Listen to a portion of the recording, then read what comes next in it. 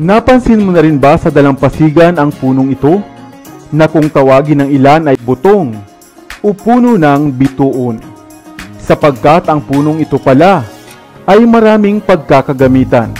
Isang mabisang puno na napakaraming pakinabang, at sa tulong lamang ng punong ito ay maaari ng malunasan ang pinoproblema mong rayuma, pamamaga, goiter, luslos, tumor, at gayon din sa lipoma. Mga karamdamang kadalasan ay parating ang solusyon ay ang pagpapaopera. Hello, what's up? Your best here. Kaya naman sa videong ito ay ating alamin kung papaanong ang punong ito ng bituon ay maaaring magamit pala natin para sa ilang mga pinoproblemang kondisyon sa kalusugan. Pero bago tayo magpatuloy, kung bago ka pa lamang dito sa ating channel, ay huwag mong kalimutan na pindutin ang subscribe button at ang notification bell, at mag-follow na rin sa ating Facebook page upang lagi kang updated sa aking mga bagong uploads.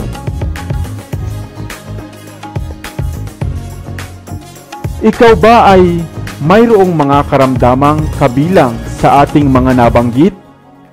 Mapabukol man yan, goiter, at cyst. Baka ang punong ito na ng bituon ang kailangan mo at maaari mong ikonsidera bago ka sumabak sa pagpapaopera. Barringtonia asiatica. Ito ang puno na kilala ng ilan sa katawagang season tree, puno ng putat, butong, at puno ng bituon. Native ang mga punong ito sa baybayin ng Indian Ocean at sa ilang mga tropikal na bansa, kagaya nga dito sa Pilipinas. Kadalasan nga itong makikitang tumutubo sa mga tabing dagat at sa mga mabubuhanging baybayin kasama ng mga puno ng talisay. Tumataas nga ang punong ito ng hanggang 25 metro at mayroong mga narrow obovate na may lapad na dahon. Ang mga bulaklak naman ito ay anemoy pompoms na mayroong mga kulay na puti at pink. Samantalang anemoy hugis box naman na patatsulok ang mga bunga nito na tinatawag ding box fruit. At batin nyo ba na kapag nalaglag pala ang mga bunga ng puno ng bituon ay maaari itong magpalutang-lutang sa dagat man o sa ilog kahit hanggang 15 taon o 15 years. Hanggang sa makahanap na nga ito ng lupang matutubuan. Lahat ng bahagi ng puno ng bituon ay makalalaking at kadalasan nga ay ginagamit ito bilang panghuli ng isda upang mabilis itong mahuli matapos mahilo dulot ng dinurog na buto ng puno ng bituon. Subalit maliban pa dito ay kapaki-pakinabang naman pala ito para sa mga karamdaman ng tao. Pinaniniwalaan ngang ito ay mainam na nag-aalis ng mga bukol, goiter, pamamaga, cyst at mga katulad nitong kondisyon sa katawan. External lamang ang paggamit nito.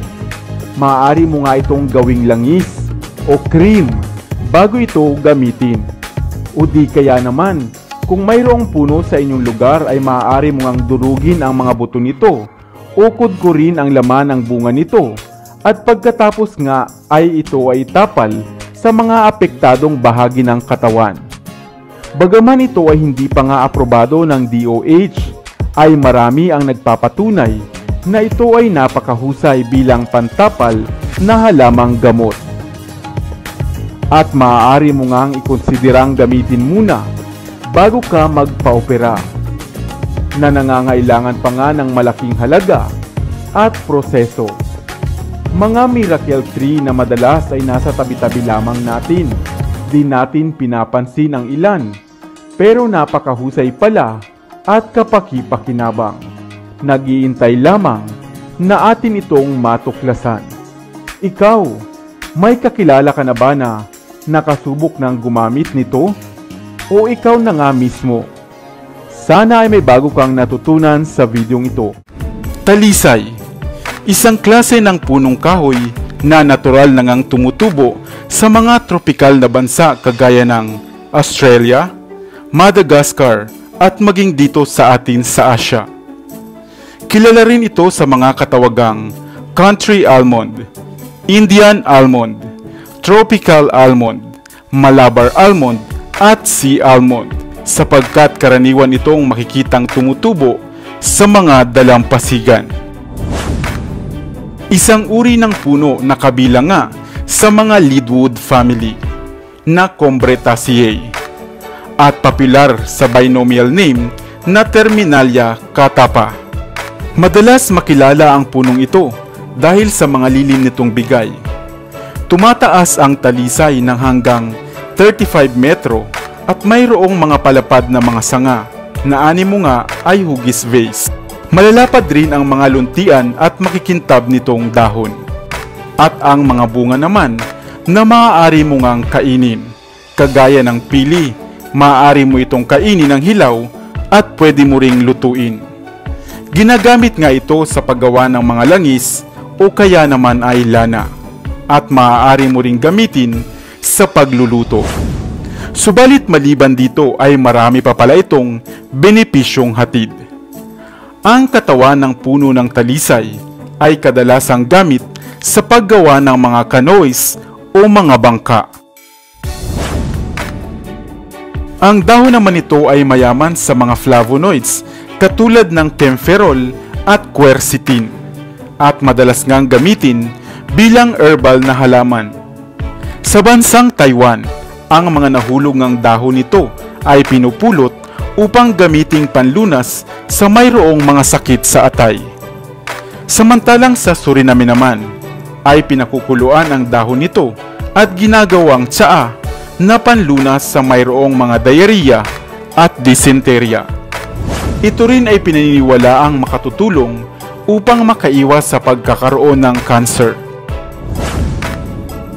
Mayaman din ang punong ito sa antioxidant, kaya naman mahusay ito sa pagpapalakas ng ating immune system.